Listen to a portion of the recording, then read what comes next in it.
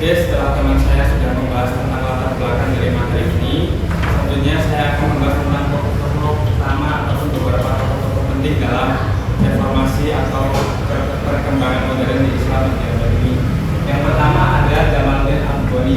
Beliau lahir di Afghanistan pada tahun 1838. Saat kecil ataupun sedari kecil, beliau sudah senang atau sangat gemar sekali dalam memberikan dakwah ataupun masukan sarahan kepada teman-temannya. Walaupun hanya sekedar cerita-cerita Nabi ataupun jalan-jalan kecil yang diberikan kepada temannya, ia tetap gemar ataupun tetap konsisten dalam memberitakan berita terbaru. Tidak terbatas hanya di lingkungan tempatnya saja, ia juga sering pergi ke luar negeri, bahkan pergi melintas di luar Eropa atau Asia demi memberitakan warta Allah SWT. Beberapa negara yang pernah dikunjungi di antara lain adalah Turki, Mesir, Inggris, Rusia, hingga bahkan India. Inggris ada di daftar negara yang pernah ia kunjungi karena ia sendiri pernah berpikir bahwa Inggris saat itu masih banyak didiami oleh umat-umat non-Muslim atau umat-umat kafir yang belum pernah mendengar dari kabar ataupun mendengar umat Islam. Jadi ia berpikir bahwa ia harus memberitakan kabar ini kepada umat-umat Islam di Inggris sana, sekaligus agar umat-umat Islam di Inggris sana tambah atau menambahkan wawasannya tentang Islam. Selain ia juga memberitakan atau memancarkan berita tentang Islam, ia sendiri juga sering dijuluki sebagai bapak Pan-Islamisme dunia. Ia dijuluki seperti itu karena dari ide pokoknya atau gagasannya yang seringkali menyindir atau terbalikan dari tujuan oknum di luar sana, menuduh bahwa Islam ini penuh dengan kekerasan, tidak menghargai wanita, atau bahkan mengisahkan bahwa mereka tidak berumur.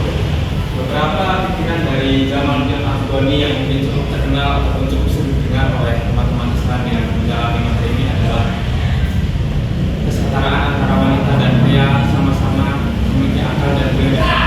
Sering sekali umat-umat non-Islam ataupun bahkan umat Islam di luar sana mengatakan bahwa umat Muslim adalah agama yang merendahkan wanita atau bahkan beberapa hadis diterbalikan disebut bahwa agama Islam merendahkan wanita seperti anjing dan sebagainya. Tetapi semenjak umat-umat Islam ataupun warga-warga yang didakwahi atau sudah diberikan ajaran dari Jamaluddin Al-Afghani ini semakin terbuka pikirannya bahwa tujuan-tujuan itu semua salah. Membaca Al-Quran ataupun membaca kutipan-kutipan hadis tidak hanya bisa dipahami sebagai kutipan-kutipan saja, tetapi harus membaca satu konteks tertentu. Apalagi satu ayat pasti berbeda dari satu ayat lainnya konteksnya.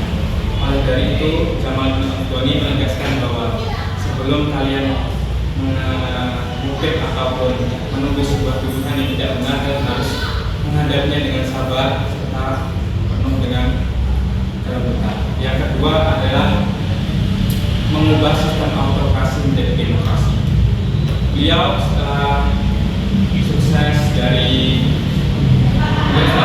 bersama, ia pun saat muda juga sudah mendalami atau sudah menguasai ilmu yang menurut saya cukup susah, diantaranya adalah ilmu kedokteran, ilmu sains, ilmu astronomi atau bahkan ilmu filsafat, di mana menurut saya itu sebuah tindakan yang hebat karena pada tahun itu atau sekitar itu adalah tahun-tahun di mana sumber literasi atau sumber literatur masih sangat minim. Orang-orang mau belajar saja susah, di sana sini masuk perang agama, perang suku, ataupun bahkan perang antara sesama Islam. Setelah ia mendakwahkan agama Islam, ia juga menyambi atau ikut menjadi perdana menteri di Afghanistan. Setelah itu, setelah ia menjadi perdana menteri di Afghanistan, ia tidak bisa menjabat lama-lama ataupun tidak bisa menjabat dengan tenang karena ada intervensi atau gangguan dari negara Inggris. Negara Inggris merasa bahwa mungkin Muslim itu ada ancaman ataupun sebagainya, sehingga ia berpindah ke India. Setelah di India, ia pun juga sama mengalami gangguan dari Inggris, mengingat bahwa India adalah jajahan dari Inggris. Lalu ia pun kembali di Mesir, ia hidup tenang di sana dan akhirnya menembuskan usahanya di Mesir pada tahun 1897. Setelah kita mengenal tokoh Jamaluddin Al-Afghani yang dulunya dikenal sebagai Perdana Menteri Afghanistan sekaligus kita beralih ke Muhammad Abduh. Beliau lahir di kota Al-Bawilah di dekat dengan Lebanon pada tahun 1849. Ia dari kecil beda dari anak-anak lainnya yang menghabiskan masa kecilnya dengan bermain ataupun dengan bermain dengan teman-temannya, sering tiduran di rumah ataupun dan lain sebagainya. Dia dari kecil ya sudah sering belajar, ya tidak bermain dengan teman-temannya, tapi lebih memikir bagaimana kehidupan di masa depannya selanjutnya. Saat sudah mulai menginjak di bangku perkuliahan, ia berkuliah di Universitas Al-Azhar di Kairo, Mesir. Hingga akhirnya ia menyelesaikan studinya, ia pun tidak hanya langsung melengkapkan ataupun pergi dari dunia pendidikan ataupun di bidang pendidikan. Dia langsung mengabdi kembali di Universitas Kairo, Mesir tersebut menjadi guru. Setelah menjadi guru, ia juga ditempatkan menjadi ustaz pertama di Mesir.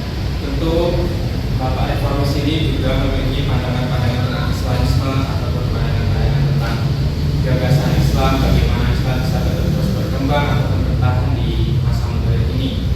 Salah satu dari gagasan yang paling utama ataupun paling menonjol dari beliau ini adalah menekankan pentingnya kembali kepada ajaran Islam yang murni dan relevan dengan perkembangan zaman. Tentu zaman sekarang sudah sering sekali kita dengarkan ujaran-ujaran kebencian tentang Islam atau ujaran-ujaran kebencian tentang agama lainnya yang dinilai bahwa itu sudah tidak mampu kita bendung ataupun kita tanggulangi, karena saking banyaknya konten-konten seperti itu di media sosial, kita sudah cukup mampu. Kembali kepada gagasannya, relevan dengan perkembangan zaman. Muhammad Abduh menekankan kita pentingnya bagaimana Islam harus berkembang ataupun Islam harus berkembang dengan sejalannya dengan zaman. Islam tidak boleh hanya terus stuck ataupun di situ-situ aja. Ini menekankan bahwa untuk teman-teman Islam kita harus tetap mengikuti perkembangan zaman. Jadi kalau ada dalam agama lain mengatakan bahwa Islam ini adalah agama zaman dahulu, itu bisa dibantah dengan mudah. Ini sudah bisa dibuktikan ya dengan ulama-ulama kita seperti Ustaz Syafali, Ustaz Hidayah, Ustaz Somad. Beliau sudah dari lama pun bertahun-tahun menggunakan perkembangan zaman untuk melancarkan dakwah beliau, yaitu dengan menggunakan media sosial. Atau bahkan kalau saya lihat di internet ada orang yang konsultasi tentang masalah agama itu dapatkan gratis di media sosial. Ini menunjukkan bahwa gagasan dari Muhammad Abduh ini memang penting atau memang bisa kita laksanakan di zaman sekarang. Mengadvokasi pengembangan ilmu pengetahuan dan teknologi barat dengan nilai-nilai Islam. Setelah dari relevan zaman, kita flashback sedikit kepada Jamaluddin Afghani. Beliau juga sudah seperti dokter ya kalau sekarang. Dia mengetahui ataupun menguasai banyak ilmu. Jadi ini juga selaras dengan gagasan Muhammad Abduh, menggabungkan ilmu pengetahuan dan teknologi barat dengan nilai-nilai Islam. Jadi ilmu pengetahuan itu tidak boleh semena-mena dipisahkan dari teknologi. Ada yang bilang bahwa teknologi itu membuat kita bodoh, ada yang bilang teknologi membuat kita malas. Ya memang ada benarnya, tapi kita sebagai umat Islam harus bisa memilih ataupun selektif dalam menggunakan teknologi. Ilmu pengetahuan dan teknologi sudah tidak bisa dipungkiri bahwa keduanya itu sangat erat ya. Jika para ilmuwan mau menggunakan penelitian, mau mencari contohnya, mencari memperjelas sebuah fatwa ya, apakah makanan ini mengandung babi, apakah ini haram, apakah ini jelas, sudah pasti dia menggunakan teknologi ya. Kalau cuma ilmu saja yang tidak bisa mengeksekusinya, sudah pasti tidak ada hasilnya. Yang kedua, dalam pendidikan modern dan ilmu pengetahuan sebagai sarana kemajuan Islam. Seperti yang sudah ditekankan kepada dua poin sebelumnya, ia tetap menekankan bahwa ilmu pengetahuan itu tetap penting dan harus dibarengi dengan teknologi sebagai sarana kemajuan Islam. Ini mengingatkan kita bahwa kita tidak boleh gaptek atau ketinggalan zaman ya. Seharusnya kita juga tetap harus belajar sih bagaimana kita belajar ilmu teknologi sehingga kita tidak bisa, kalau dibilang tidak bisa berstuck ataupun berada di situ saja. Kita harus tetap berinovasi, berinovasi bagaimana sih agar Islam itu bisa dikenal dunia, bagaimana agar Islam tetap relevan dengan sejarah ataupun kondisi situasi di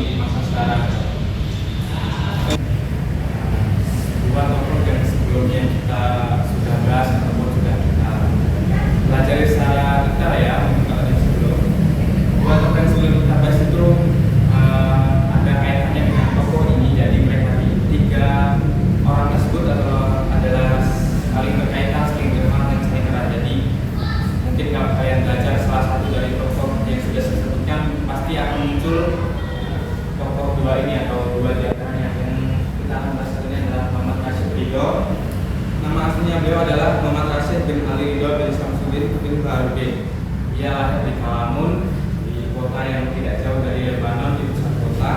Dia pada 1865. Kalau kalian tahu, beliau ini adalah umat dari Jamaluddin Afghani.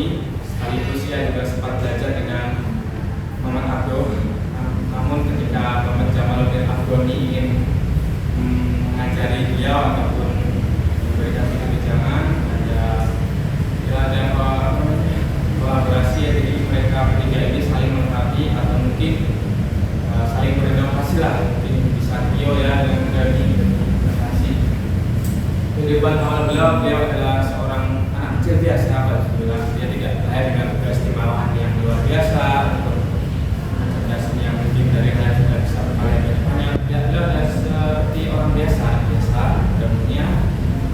Seperti Muhammad Abduh, dia tetap menjadi anak kecil, tetap bermain dengan temannya, dia tetap bersosialisasi, namun dia lebih sering menghabiskan waktu-waktunya bersama dengan guru-gurunya, seperti yang sudah tertulis di sumber literatur yang saya gunakan, bahwa Muhammad Rashid ini sangat sering sekali belajar ataupun bertukar pikiran dengan gurunya.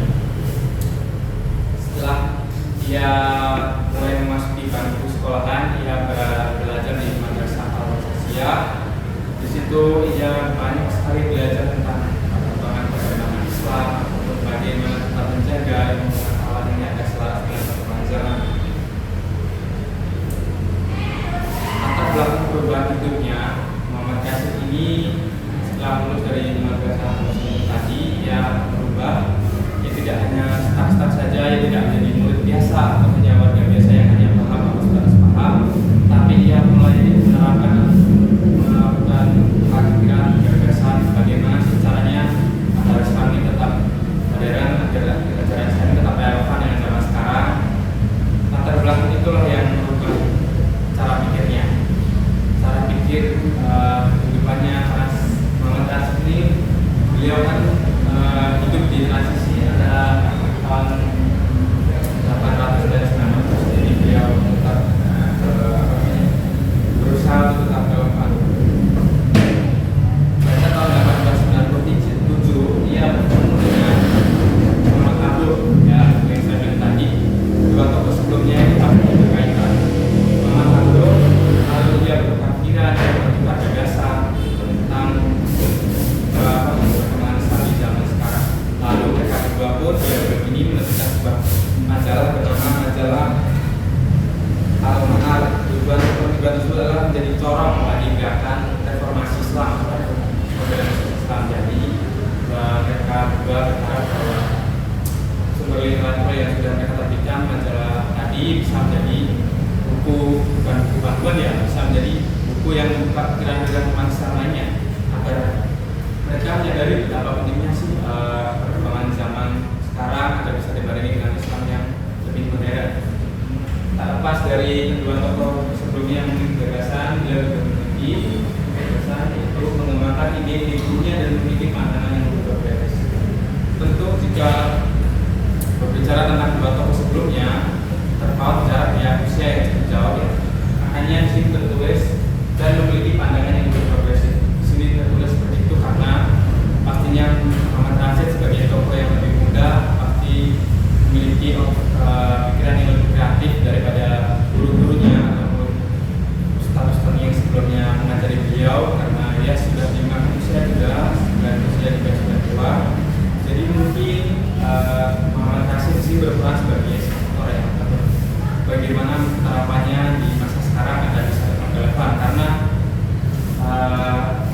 jarak lahirnya dari dua tokoh sebelum juga sudah jauh. Tentu cara hidup ataupun cara berbau, cara bersosialisasi ataupun juga lingkungan sekitar juga sudah sangat berbeda dari dua tokoh sebelumnya. Selanjutnya adalah mendorong pendidikan modern dan ilmu pengetahuan sebagai sarana kemajuan Islam. Tidak beda lagi dari dua tokoh sebelumnya, karena ya ketiga tokoh ini memiliki gagasan utama ya. Ia tetap harus mengembangkan ataupun tokoh selanjutnya ini adalah Sultan Mahmud. Tokoh ini adalah Sultan dari Kesultanan Utsmaniyah. Sultan Mahmud II ini lahir pada tahun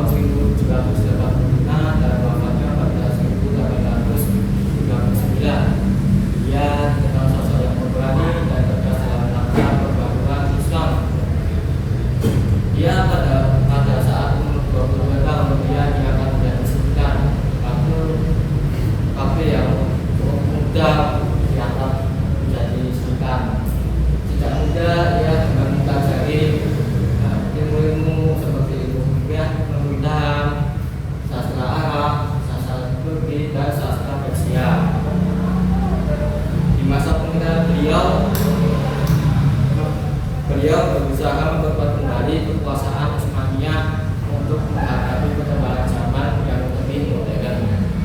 Hal yang menonjol dari Sultan Mahmud II adalah semangat pembaruannya. Ia menyadari bahwa untuk bisa bertahan dari negara-negara Eropa harus menyesuaikan diri dengan perkembangan zaman. Nah, usaha-usaha yang dilakukan oleh Sultan Mahmud II ini adalah yang pertama, melakukan pembaruan pendidikan.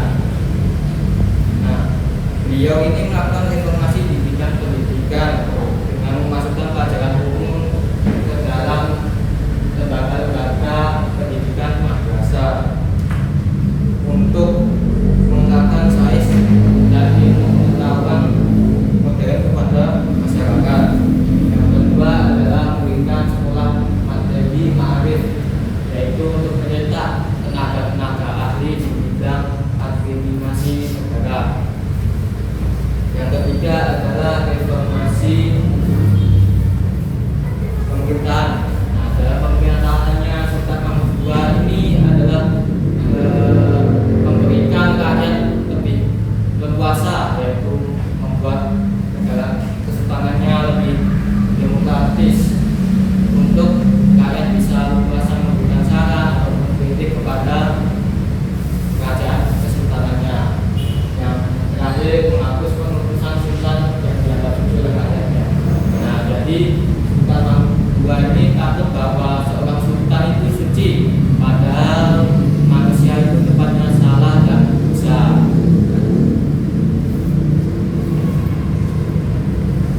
Nah, yang selanjutnya adalah tokoh selanjutnya Muhammad Ali Pasha, dilahirkan di kepala sebuah negara Yunani. Nah, yang selanjutnya ini adalah pengaruh Islam pada masa modern bagi Indonesia.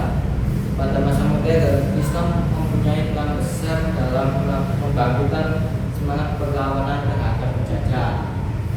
Gerakan kebaruan Islam muncul sebagai bentuk kesadaran umat terhadap kebenaran dan upaya melawan penjajah.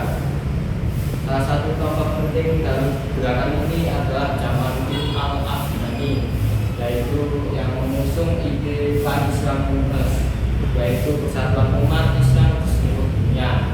Hal ini yang menginspirasi para tokoh ulama Indonesia.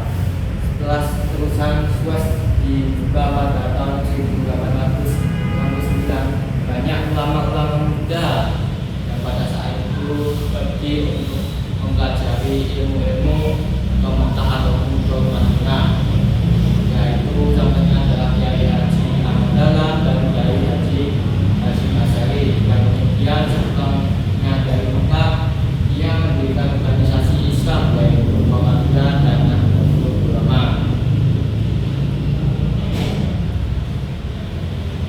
yang berfokus kepada pendidikan dan dakwah. Islam juga memotivasi perlawanan terhadap penjajah seperti dalam perang Aceh yang dipimpin oleh tokoh-tokoh ulama dan perang Padri dan perang Diponegoro. Selain itu, banyak organisasi Islam muncul seperti Al-Isyad, Al-Wasiliyah, dan Persis. Dalam bidang pendidikan, Universitas Islam Indonesia berdiri pada tahun 1951, diikuti oleh perguruan-perguruan lainnya, yaitu perguruan tinggi agama Islam negeri seperti BTAIN yang kemudian berkembang menjadi lain dan UIN untuk menyesuaikan dengan perkembangan zaman yang lebih modern. Dan selanjutnya akan dibacakan pemateri saya.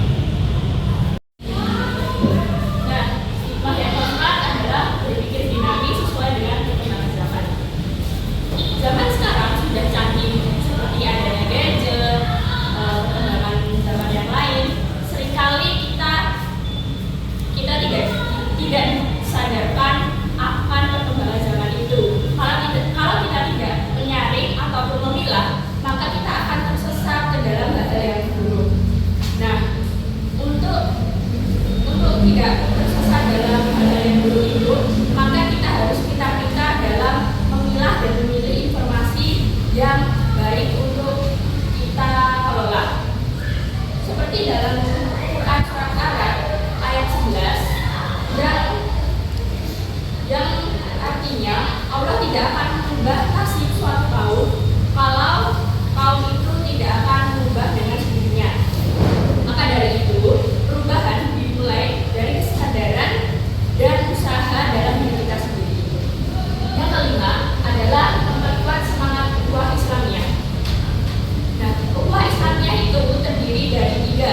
Yang pertama adalah ukhuwah Islamiyah atau persaudaraan sesama muslim. Yang kedua ada ukhuwah wataniyah atau persaudaraan sebangsa, dan yang terakhir adalah ukhuwah basyariyah, yaitu persaudaraan sesama manusia. Dengan semangat ukhuwah, kita bisa mewujudkan kehidupan dengan rukun, aman, damai, dan bersatu dalam membangun masyarakat yang aman. Selanjutnya, yang keenam, semangat untuk berkarya baik melalui kebijakan yang progresif.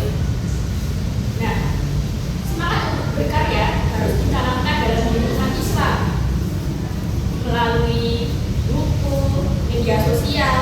Tetapi dalam media sosial kita harus memilah yang baik dan yang buruk.